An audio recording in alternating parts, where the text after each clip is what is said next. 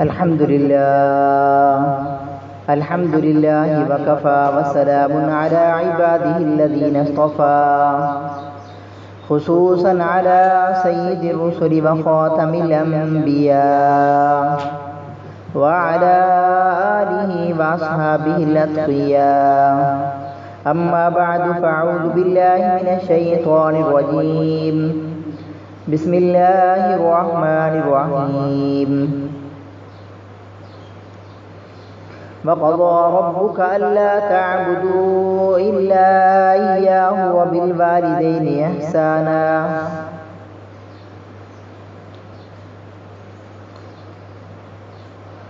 عن كعب بن عجرة رضي الله تعالى عنه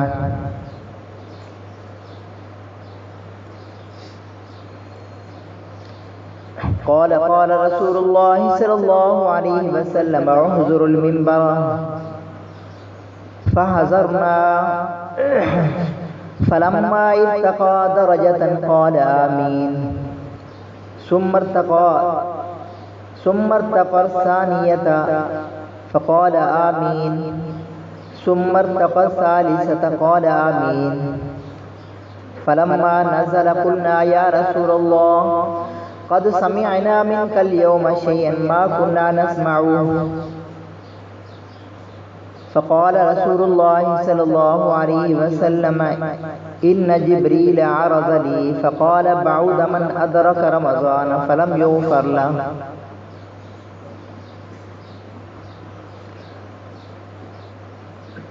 بعد من أدرك أبويه عند الكبر أو أحدهما فلم يدخلاه الجنة.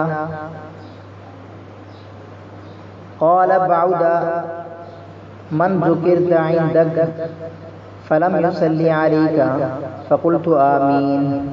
صدق الله العظيم وصدق رسوله النبي الكريم ونحن على ذلك لمن الشاهدين والشاكرين والحمد لله رب العالمين.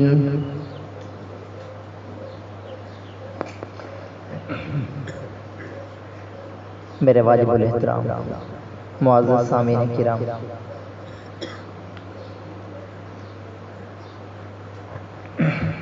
حضرت کعب بن عجرہ رضی اللہ عنہ سے روایت مروی ہے جو آپ حضرات کے سامنے تلاوت کی ہے. حضرت کعب بن عجرہ رضی اللہ عنہ فرماتے ہیں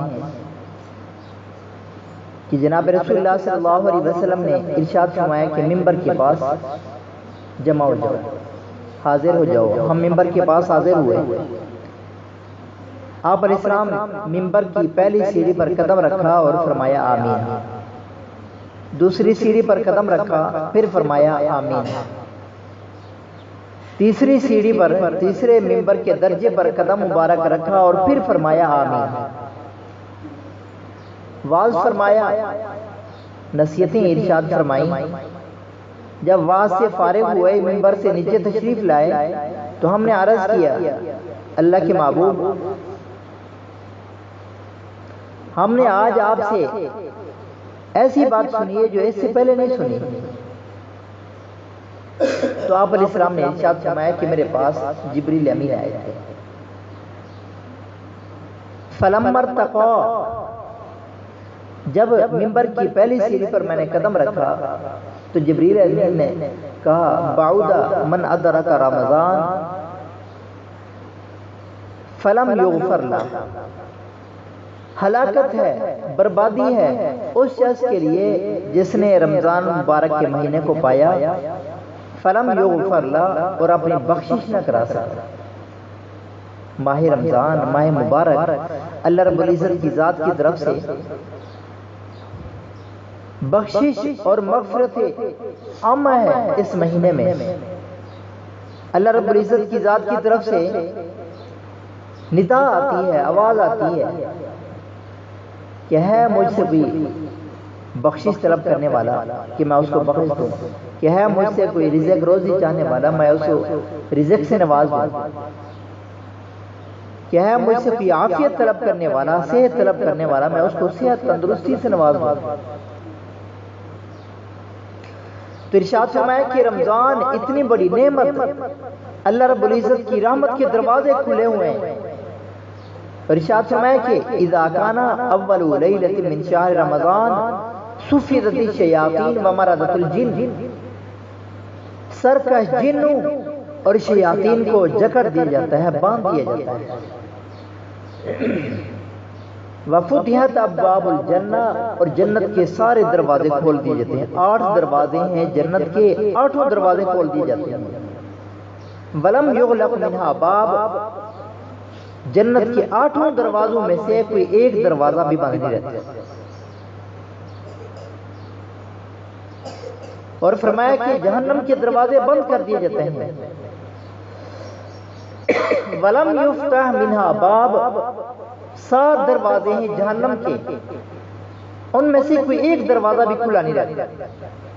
وَيُنَادِي مُنَادٍ، آواز لگانے والا آواز دیتا ہے، یا باغی الخیر اقبل، اے بھلائی چاہنے والے آگے بڑھ، ویا باغی شر اقصر، اے برائی چاہنے والے باز آ جا۔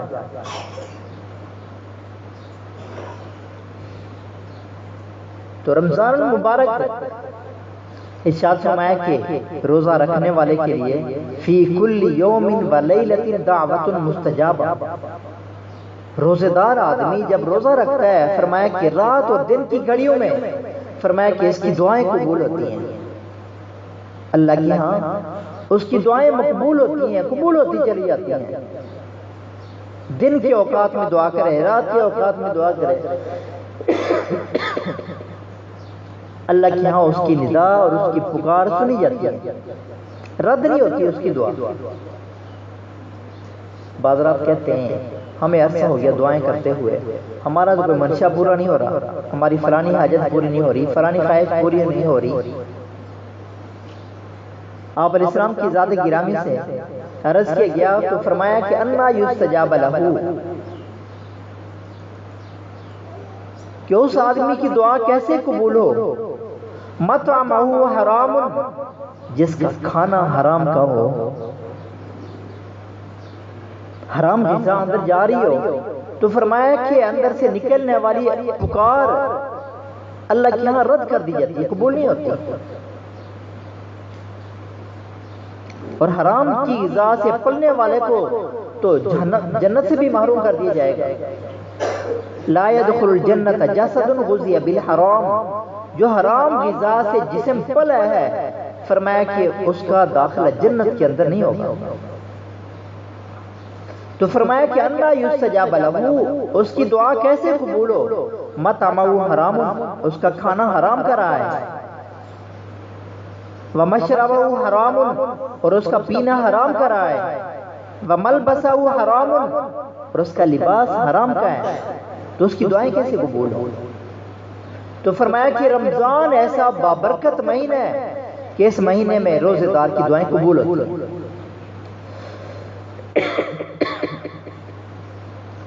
اور مزید ارشاد فرمایا، حضرت سعد بن ابی وقاص رضی اللہ عنہ مشہور صحابی ہیں، آپ علیہ السلام کی خدمت میں ایک مرتبہ عرض کرنے لگے، حضور آپ دعا فرمائیں میں مستجاب الدعوات بن جاؤں، میری دعائیں قبول ہو جایا کریں اللہ کی بارگاہ میں۔ آپ نے ارشاد فرمایا کہ اطعم مطعمک،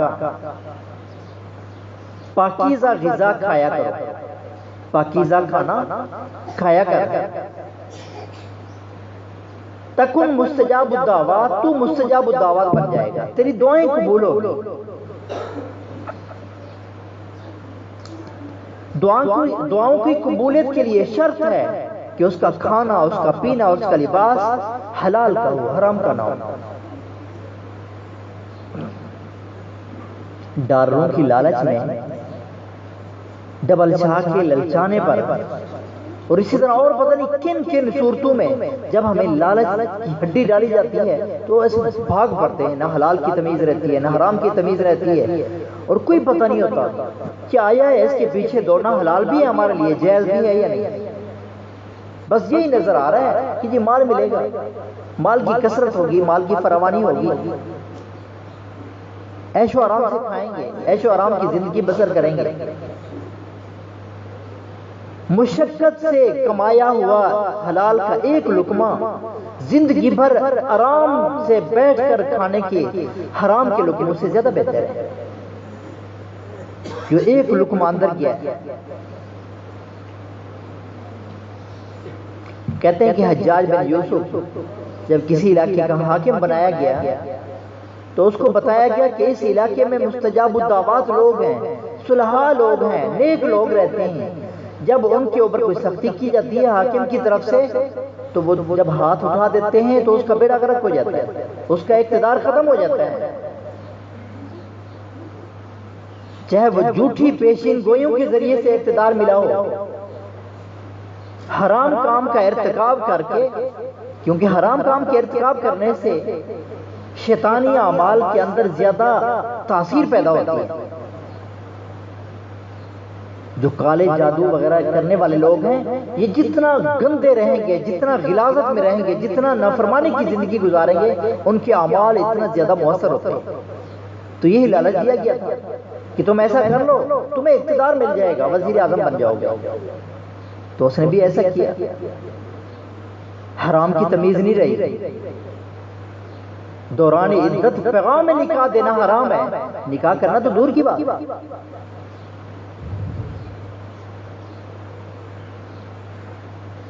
تو ارشاد فرمایا کہ انا یستجاب لہ، حجاج بن یوسف اس کو بتایا گیا، خبردار کیا گیا کہ یہاں پہ صلحاء لوگ رہتے ہیں، ایک ایسی جماعت رہتی ہے جب ان کے اوپر حکام کی طرف سے سختی کی جاتی ہے تو وہ ہاتھ اٹھاتے ہیں تو اس کا بیڑا غرق ہو جاتا ہے، اقتدار نہیں رہتا۔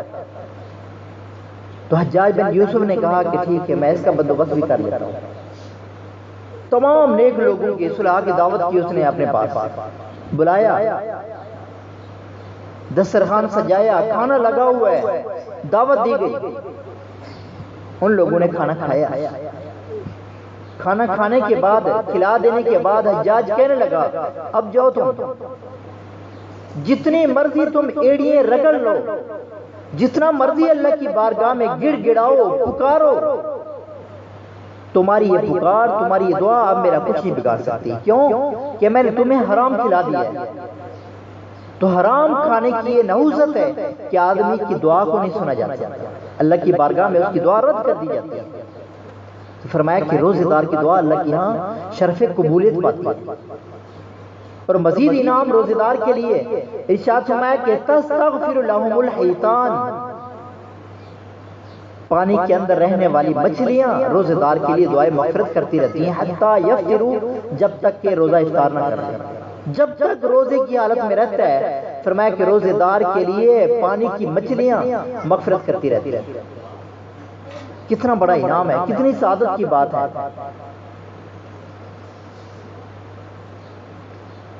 تو فرمایا کہ بعود من ادرک رمضان ولم یغفر لہ، ہلاکت ہے، بربادی ہے اس انسان کے لیے جس نے رمضان کو پایا اور روزہ نہیں رکھا۔ بعض مرتبہ ایسے ہوتا ہے آدمی روزے دار تو ہے لیکن روزے کے آداب اور روزے کے حقوق کی رعایت نہیں ہے، تو ایسا روزہ بھی مردود ہے۔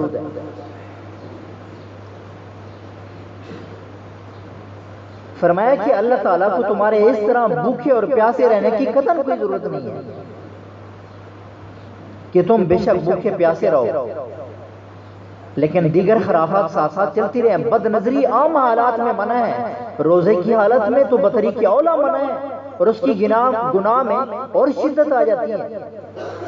روزے کی حالت میں آدمی کوئی بد نظری کرے، فرمایا کہ النظر سام من سیام ابلیس، نظر شیطان کے تیروں میں سے ایک تیر ہے، اور فرمایا کہ العینان تزنیان، آنکھیں بھی زنا کرتی ہیں، آنکھیں، اور آنکھوں کا زنا کیا ہے؟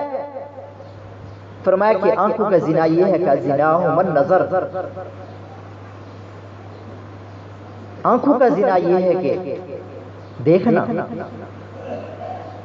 غیر محرم کو۔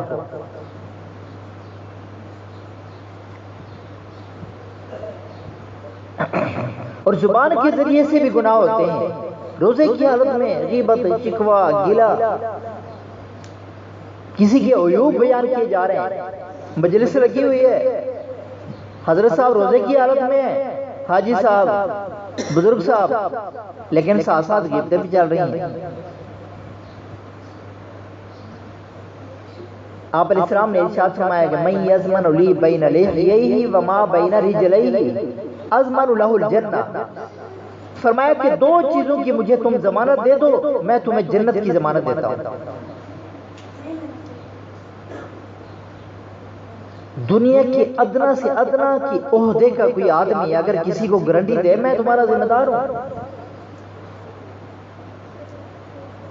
تو آدمی پھولا نہیں سمجھتا۔ کوئی ایم این اے ہو، ایم پی اے ہو، کوئی افسر ہو، کوئی جج ہو، کچھ چپڑاسی تک کہہ دے تو آدمی پھولا نہیں سماتا، کہتا ہے جی بڑی اچھی بات ہے، میری دوستی فلانے افسر سے ہے، اس کی ضمانت مجھے حاصل ہے، اس کا تعاون اور اس کا ساتھ مجھے حاصل ہے۔ تو آپ علیہ السلام نے ارشاد فرمایا کہ مجھے دو چیزوں کی ضمانت تم دے دو، جنت کی ضمانت میں تمہیں دیتا ہوں۔ سب سے پہلی چیز ارشاد فرمایا زبان کی ضمانت، کہ تمہاری زبان غلط استعمال نہ ہو، غلط مقام پہ استعمال نہ ہو۔ وما بین رجلی، اور تمہاری جو دو رانوں کے درمیان ہے وہ چیز غلط مقام پہ استعمال نہ ہو، تمہاری شرمگاہ غلط مقام پہ استعمال نہ ہو۔ فرمایا کہ اس بات کی ضمانت تم دے دو، جنت کی ضمانت میں تمہیں دیتا ہوں۔ کتنا سستا سودا ہے۔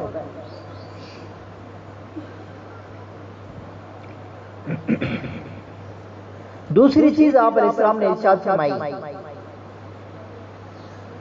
جبریل امین آپ علیہ السلام نے منبر کے دوسرے درجے پر، دوسری سیڑھی پر قدم مبارک رکھا تو جبریل امین نے کہا بعودا من ذکرت عندہ، حضور ہلاکت ہے اس انسان کے لیے، اس آدمی کے لیے، من ذکرت عندہ جس کے سامنے آپ کا نام نامی اس میں گرامی آیا، ولم یصلی علیک، اور اس نے آپ کے اوپر کوئی درود نہ پڑھا۔ فرمایا کہ اس کے لیے بھی ہلاکت اور بربادی ہے۔ اس مجلس کے بارے میں قیامت کے دن سوال کیا جائے گا، جس مجلس میں مجلس لگی ہوئی ہے، دوست بیٹھے ہوئے ہیں، فرمایا کہ جس مجلس میں آقا نامدار صلی اللہ علیہ وسلم پر ہدیہ درود نہیں پیش کیا گیا، درود نہیں پڑھا گیا، قیامت کے دن ایسی مجلس کے بارے میں سوال کیا جائے گا۔ اور آپ علیہ السلام نے ارشاد فرمایا ان اول الناس بی یوم القیامہ، قیامت کے دن سب سے زیادہ میرے قریب ترین وہ آدمی ہوگا اکثرهم علیہ صلاۃ، جو مجھ پر کثرت سے درود پاک پڑھتا ہے۔ درود پاک کون سا مشکل ہے؟ صلی اللہ علیہ وسلم، سب سے چھوٹا ترین درود، اس کے اندر درود بھی ہے، سلام بھی ہے، صلی اللہ علیہ وسلم۔ آدمی چلتے پھرتے اٹھتے بیٹھتے درود ابراہیم بھی پڑھے، بڑا ثواب ہے، اور بہت سے درود ہیں۔ آپ علیہ السلام نے ارشاد فرمایا کہ جو آدمی جمعے کے دن عصر کی نماز کے بعد بغیر بات کیے اپنے مقام کو چھوڑے ہوئے، جو آدمی من صلی علیہ 80 مرۃ، 80 مرتبہ جو مجھ پر درود پڑھتا ہے، فرمایا کہ غفر لہ 80 عاما، اللہ تعالیٰ اس کے 80 سال کے گناہ معاف فرما دیتے ہیں۔ اور وہ درود پاک کیا ہے؟ اللہم صلی علی محمد النبی الامی وعلی آلہ وسلم تسلیما، ادھر لکھا ہوا ہے، چھوٹا سا درود ہے، عصر کی نماز کے بعد بغیر اپنی جگہ کو چھوڑے، بغیر بات کیے 80 مرتبہ پڑھ لے، 80 سال کے گناہ معاف، 80 سال کی نیکیاں لکھ دی جاتی ہیں۔ کسی کی زندگی 80 سال نہیں ہے تو 80 سال کی نیکیاں کما لیتے ہیں۔ آپ علیہ السلام نے ارشاد فرمایا کہ من صلی علیہ صلاۃ واحدۃ، جس آدمی نے مجھ پر ایک مرتبہ درود پڑھا، صلی اللہ علیہ 10 صلوات، اللہ رب العزت کی ذات اس پر اپنی 10 رحمتیں اتارتی ہیں، وحط عنہ 10 سیئات، اور اس کی 10 خطائیں معاف فرماتے ہیں، وَرَفَعَهُ بِهَا 10 درجات، ایک مرتبہ درود پاک پڑھنے پر ارشاد فرمایا کہ 10 اس کے جنت کے اندر درجے بلند فرماتے ہیں۔ کتنا بڑا اجر ہے۔ اور فرمایا کہ البخیل، سب سے بڑا بخیل آدمی وہ ہے من ذکرت عندہ، جس کے سامنے میرا ذکر کیا گیا، میرا نام نامی اس میں گرامی لیا گیا، ولم یصلی علیہ، اور اس نے مجھ پر درود نہ پڑھا۔ ہم سمجھتے ہیں بخیل جس نے بھکاری کو کچھ نہ دیا ہو، بس فرمایا کہ سب سے بڑا بخیل وہ ہے جو آپ علیہ السلام کا نام نامی اس میں گرامی کسی کے سامنے لیا جا رہا ہو اور وہ ہدیہ ضرور نہ پڑے۔ جب بھی کسی بزرگ کا، اللہ کے ولی کا، نیک آدمی کا نام آئے تو فرمایا کہ رحمت اللہ علیہ، آدمی یہ کہے۔ حضرات صحابہ کرام رضوان اللہ علیہم اجمعین کا نام نامی اس میں گرامی آئے تو فرمایا کہ پھر رضی اللہ تعالی عنہم۔ اگر انبیاء کرام علیہ الصلوۃ والتسلیمات کی مقدس ہستیوں میں سے کسی کا نام آئے تو علیہ الصلوۃ والسلام کا ہے، آپ علیہ السلام کا نام آئے تو صلی اللہ علیہ وسلم کا ہے، اور اس پر کوئی قیمت نہیں لگتی، کوئی محنت اور مشقت نہیں کرنی پڑتی۔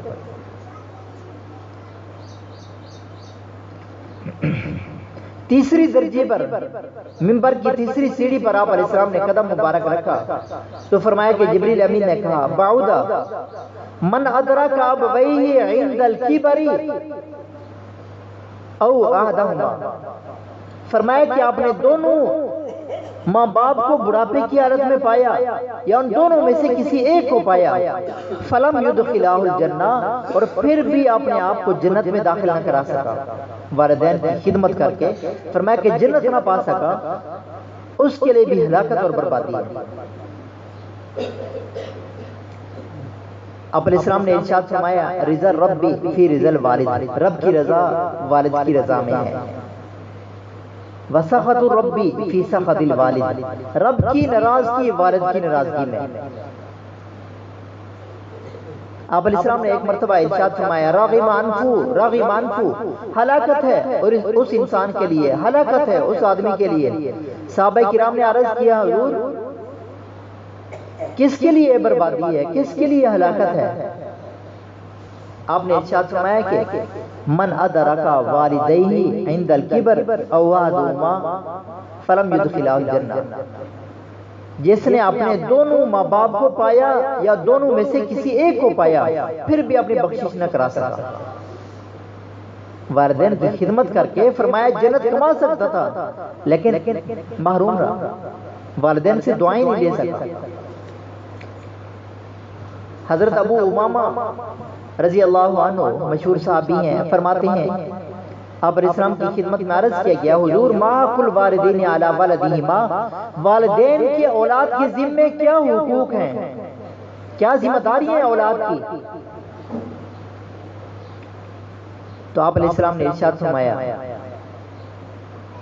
کلاہما جنتک و نارک، وہ تیرے لیے جنت بھی ہے جہنم بھی ہے، اگر تو ان کو راضی رکھے گا، خوش رکھے گا خدمت کے ذریعے سے، فرمانبرداری کے ذریعے سے، فرمایا کہ وہ تیرے لیے جنت کا سامان ہے، اگر تو ان کو ناراض کر دے گا تو فرمایا کہ تیرے لیے پھر جہنم کا سامان ہے۔ حضرت ابو طفیل رضی اللہ عنہ صحابی ہیں، فرماتے ہیں رأیت النبی صلی اللہ علیہ وسلم یقسم لحما بالجعرانہ، غزوہ حنین سے فارغ ہوئے، جعرانہ ایک مقام ہے، وہاں پہ آپ علیہ السلام نے کچھ جانور ذبح فرمایا، اس جانور کا گوشت تقسیم فرمایا لوگوں میں، صحابہ کرام نے۔ حضرت ابو طفیل رضی اللہ عنہ فرماتے ہیں اذ اقبلت امرأۃ الی النبی صلی اللہ علیہ وسلم، میں نے ایک عورت کو دیکھا جو آپ علیہ السلام کے قریب ہو رہی تھی، چلی آ رہی تھی، حتیٰ دنت الی النبی صلی اللہ علیہ وسلم، یہاں تک کہ آقا نامدار صلی اللہ علیہ وسلم کے قریب پہنچ گئی، فبسط لها رداء، آپ علیہ السلام نے اپنی چادر مبارک جو کندھے پہ رکھی ہوئی تھی اس کو اتارا، نیچے بچھایا اور اس خاتون کو اس چادر پہ بٹھا دیا۔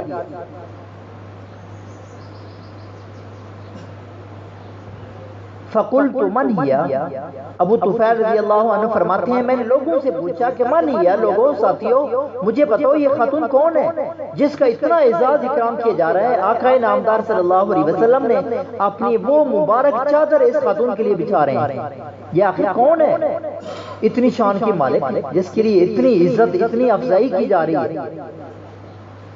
تو فرمایا مجھے بتایا گیا ہی امہ التی ارضعت، یہ وہ آپ علیہ السلام کی والدہ ہے جس نے بچپن میں آپ علیہ السلام کو دودھ پلایا، یعنی حضرت حلیمہ سعدیہ جنہوں نے آپ کو بچپن میں دودھ پلایا تھا، حقیقی والدہ نہیں ہے، حقیقی والدہ نہیں ہے. اگر حقیقی والدہ ہوتی تو آپ علیہ السلام ان کی کیا خدمات سر انجام دیتے. رضائی والدہ ہے، اس کے لیے بھی اتنی عزت کی چادر بچھائی اور اس کو اوپر بٹھایا. جریج پہلی امتوں میں سے ایک بزرگ تھے جن کا نام جریج تھا. اپنی عبادت گاہ میں بیٹھے عبادت کر رہے تھے، نماز میں تھے، نماز کی حالت میں کھڑے تھے. والدہ آئیں، آواز دی، یا جریج یا جریج.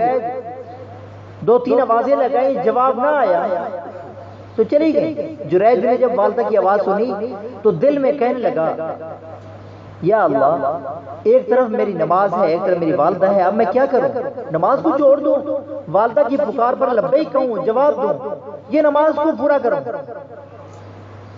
والدہ چلی گئی.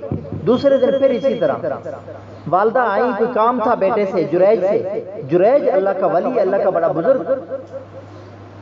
والدہ نے پکارا لیکن پھر بھی بیٹے کی طرف سے کوئی جواب نہ آیا.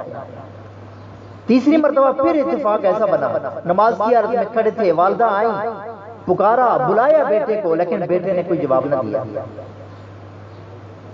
آپ علیہ السلام فرماتے ہیں کہ اگر میں نماز کی حالت میں کھڑا ہوتا اور میری والدہ آمنہ آتی اور مجھے بلاتی، یا محمد، اے میرے بیٹے محمد، فرمایا کہ میں اپنی نماز کو چھوڑ دیتا اور میں والدہ کی پکار پر لبیک کہتا.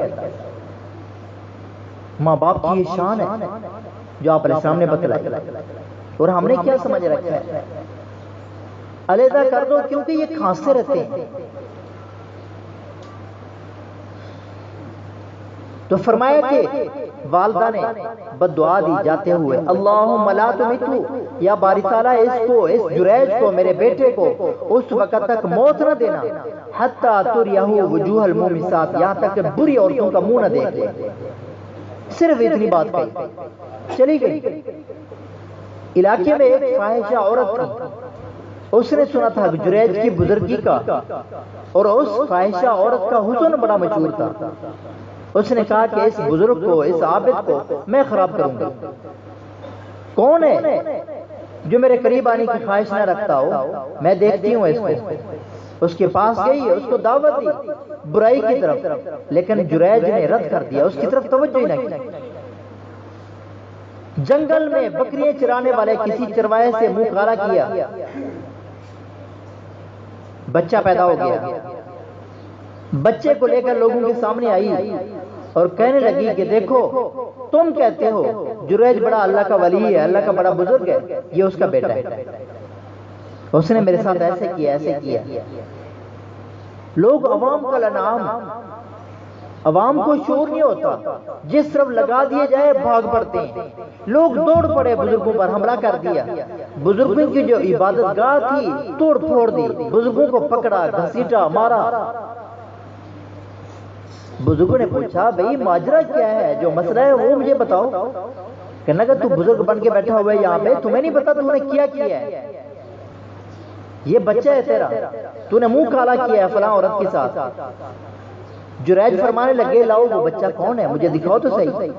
جب بچہ لایا گیا، انگلی ماری اس کے پیٹ میں اور فرمایا کہ یا غلام من ابو کا، لڑکے تیرا باپ کون ہے؟ بچہ ابھی پیدا ہوا ہے.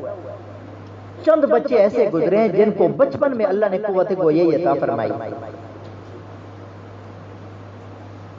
تو پوچھا من ابو کا، لڑکے تیرا باپ کون ہے؟